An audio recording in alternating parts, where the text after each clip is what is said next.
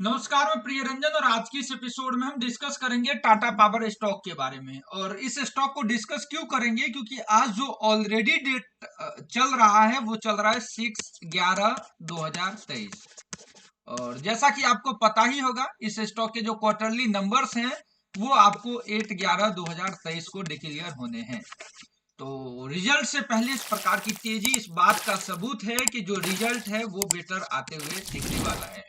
Recent में एक negative news हमने महाराष्ट्र से देखा, जहां गवर्नमेंट के द्वारा जो है प्रोडक्शन को 50% कम करने की बात की गई। लेकिन जब भी इस प्रकार की बात हो उसके बाद भी स्टॉक का ट्रेंड पॉजिटिव ट्रेड हो रहा हो, उसका मतलब ये है कि स्टॉक में जो रिजल्ट है वो काफी फेवरेबल होने वाला है। तो एपिसोड में आगे बढ़े इससे पहले प्रीमियम टेलीग्राम को ज्वाइन करके चाहे तो दोस्तों में शेयर करें और उसके लिंक मैसेज को फाइंड आउट करें, जो कि बिल्कुल फ्री है। हमारे मास्टर क्लास को कैसे ज्वाइन करना है। 276 52 वीक हाई है और इस समय स्टॉक 250 पे चल रहा है, यानी हाई प्रोबेबिलिटी है कि ट्रेंड सस्टेन दिखेगा। यही अगर 52 वीक लो के प्राइस पे होता तो शॉर्ट टर्म में मैं कहता कि इसको इग्नोर करेंगे। रिसेंट के न्यूज ट्रेंड को यहां समझें तो एक इसके क्वार्टरली नंबर्स को लेकर के है। दूसरी खबर यहां देखेंगे HPCL, यहां देखेंगे तो पहला है HPCL, दूसरा है टाटा पावर।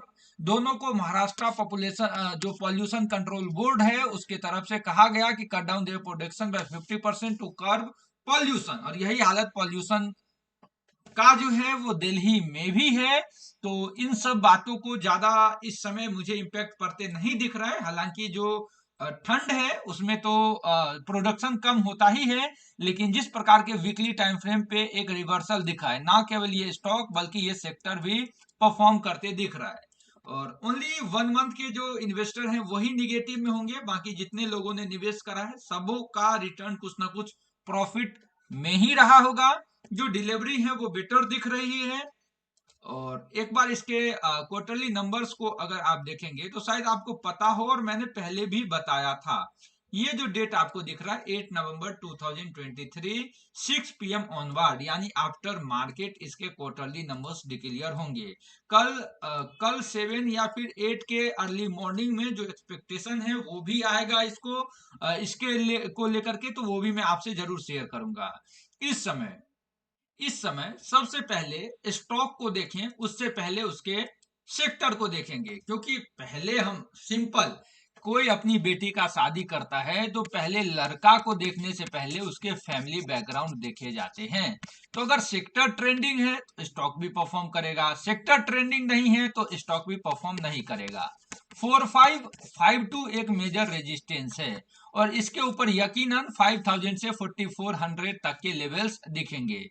यहाँ मंथली टाइम फ्रेम के चार्ट हमने खोल रखे हैं और एक मेजर रेजिस्टेंस के आसपास ही ये जो है, जो कि 0.61 रिट्रेसमेंट जो है काफी मेजर रेजिस्टेंस माना जाता है। और एक बार इसके ऊपर जाता है 4552 के ऊपर तो यकीनन ये ट्रेंड जो है काफी ट्रेंडिंग होने वाला है और प्रोबेबिलिटी है जो रिसेंट के हाई थे उसको ब्रेकआउट करके ऑल टाइम हाई को टच करेगा।